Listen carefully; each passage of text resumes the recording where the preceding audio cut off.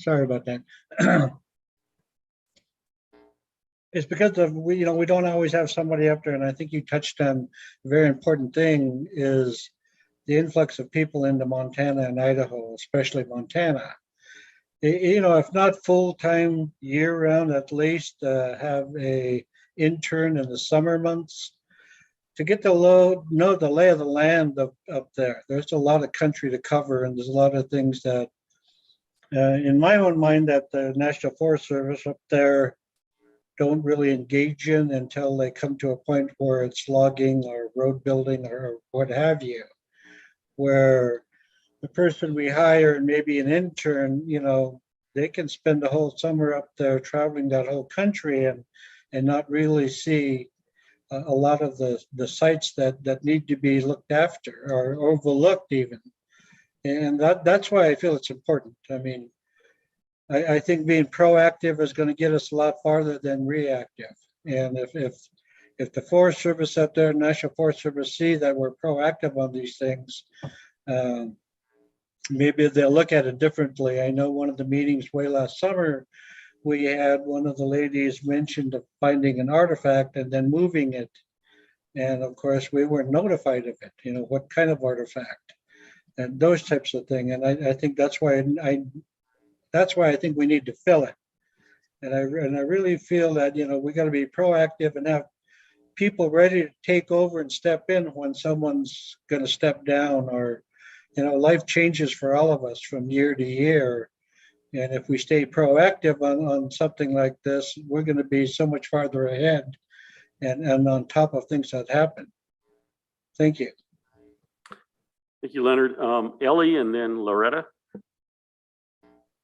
Thanks, Mr. Chair. And thanks, Leonard. I just want to say I love the idea that Leonard just spoke of trying to get an intern into that position.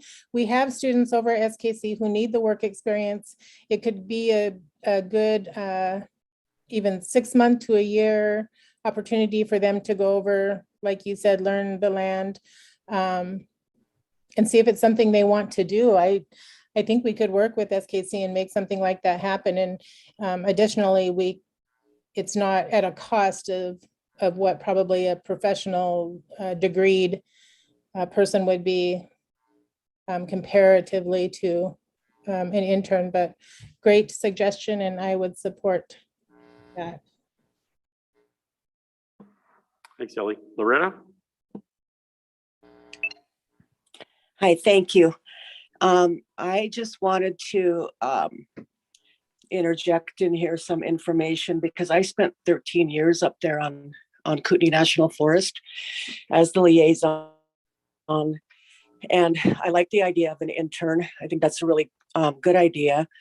But I also wanted to talk a little bit about the experience up there and being involved in the projects that took place up there. And I was involved in them from the very get-go to the documents that were put out after all the groundwork was done and everything. And it's a really long process. I was involved in the forest planning process, and I did that all in the winter months because you had all that downtime because obviously you couldn't get out there in a winter time. So that was a time for document reviews and looking at plans that they were considering that all came out on the SOPAs. And it's a pretty tedious project, but it's nothing that cannot be done. And I just think that, Leonard is right, that position is extremely important to the tribes, specifically the Kootenai people. And we've been without that position since I left it in 2015, and it's 2022. And it's not been, it's been talked about, for the last 3 years. Definitely, I know, probably more than that. I don't know, but I just think that we do need to get something in the works here to get somebody back up there. And it was mentioned at our elders meeting last week that The person doesn't actually have to live up there, maybe drive back and forth for projects. It's a long drive. It's a 2-hour, 2.5-hour drive, depending. It's a lot of windshield time is what I'm trying to say. I mean, but it's doable. And a lot of the documents and stuff can be reviewed over the winter, which is what preservation does now. And that position was housed out of the preservation department, and half the salary came from the preservation budget, and the other half came from the Forest Service. And as for the question of Corps of Engineers or BPA, no, they did not fund those. That they did not have any funding in that process. It was just Forest Service and the tribes. So I just wanted to interject that information for you guys. Thank you. Thank you, Loretta. Good information.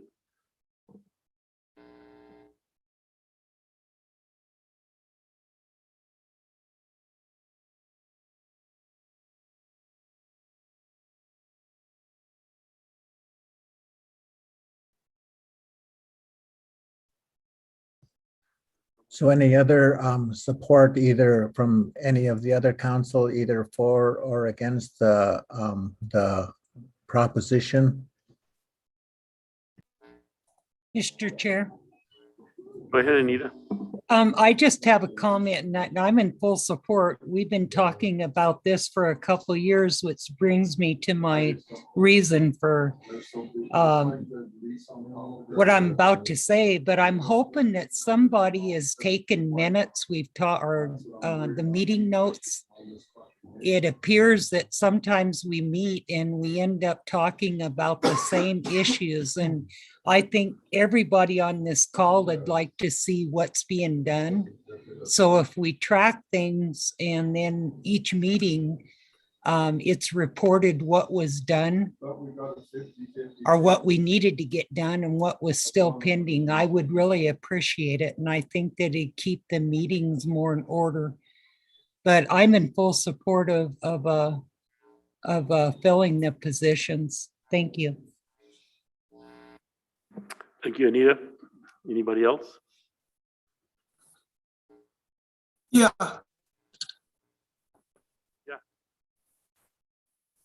Junior. Yeah,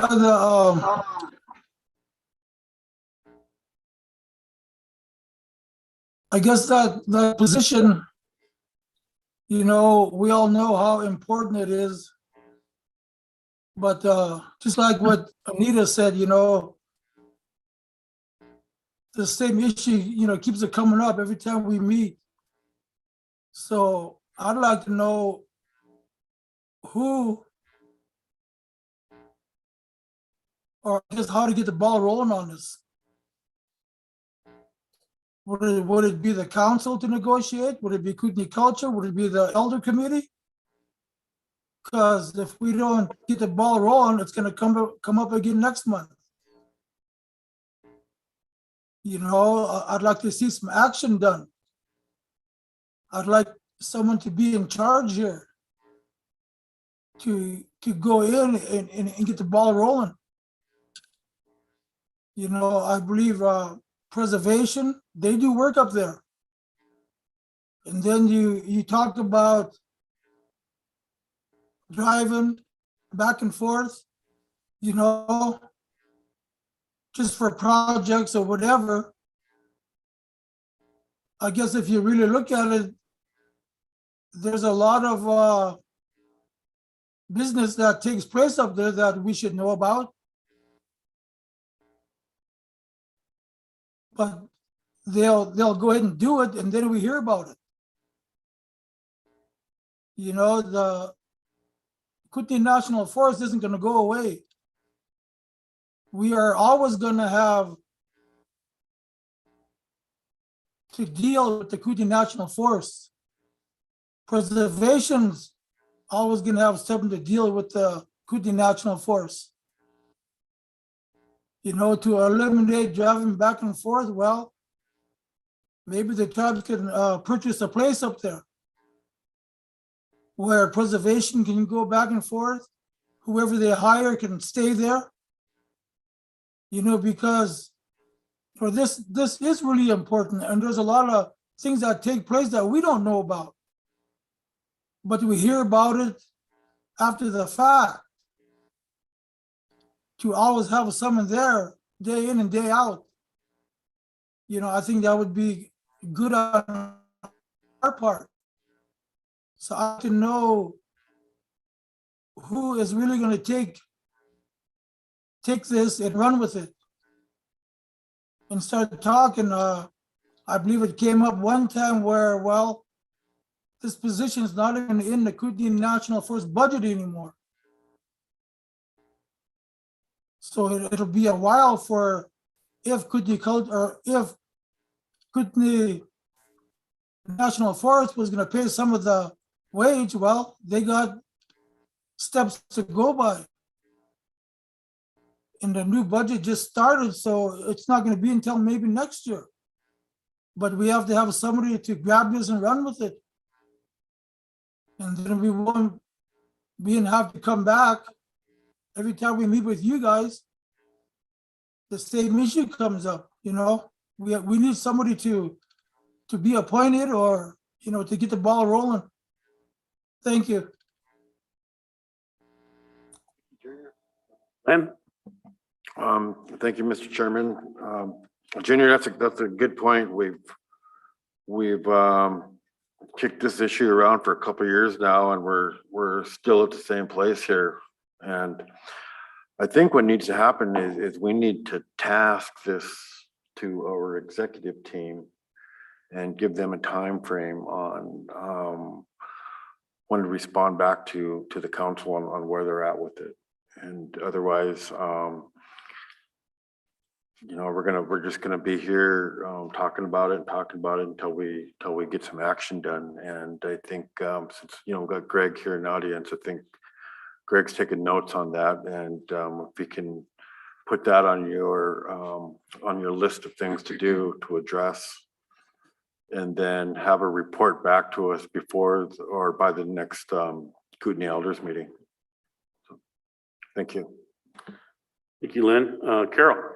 Yeah, I would suggest that the chairman and Vernon sit down and give the forest supervisor a call, because it's a government to government, and find out what needs to happen, how long, if they need to appropriate funds again from the federal government for their portion of it.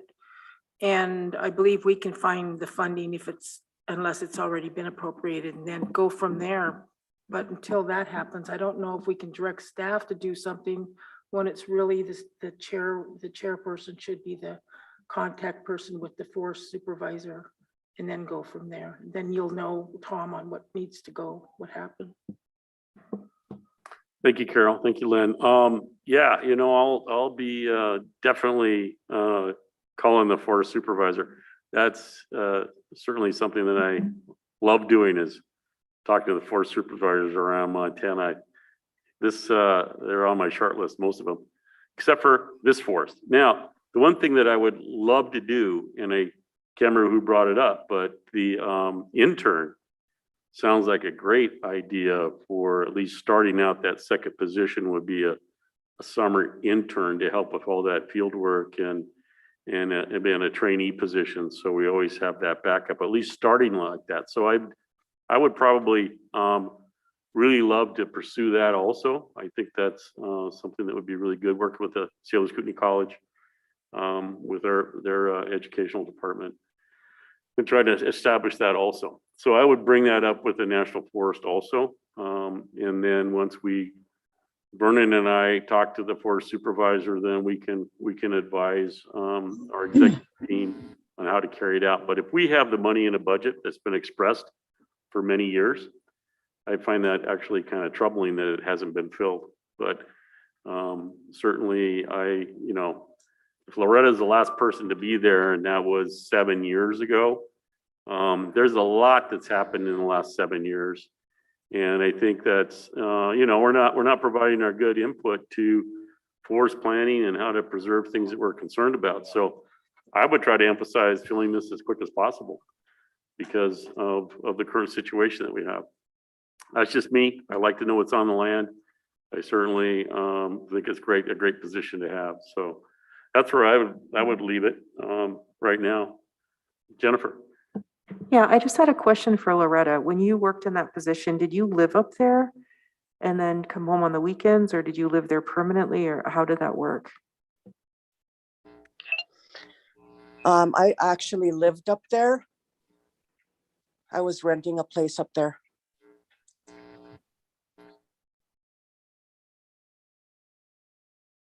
Okay, thank you. I was just curious about that. I know it's a long ways away. And but I don't know how the rents are up there, if it's like here, if it's hard to rent places now, if it's hard to find places to live. Can I answer that really quick? It was really hard to find a place to live, and the rent at that time was getting expensive. And I think it's probably way more expensive now than it was then.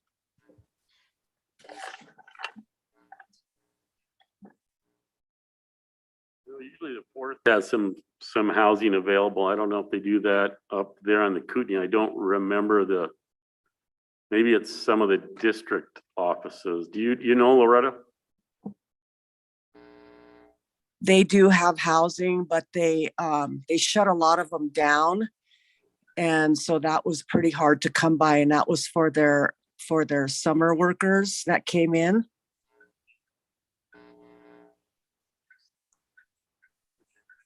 It wasn't readily available. We'll bring that up as a talking point, housing also, which is a good consideration. Anything more about the Kootenai National Forest or the tribal liaison?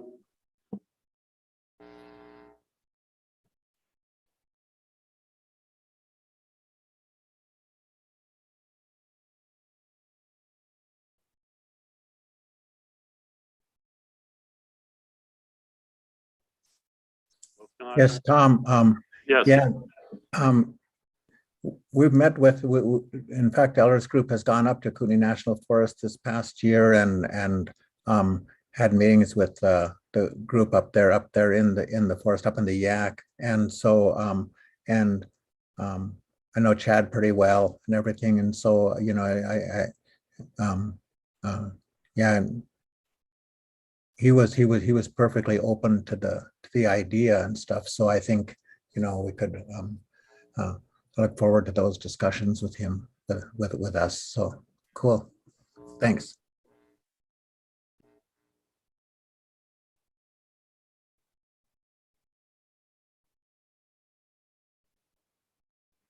Okay, we'll look forward to that. Any other topics that people want to talk about? Yeah, Mike.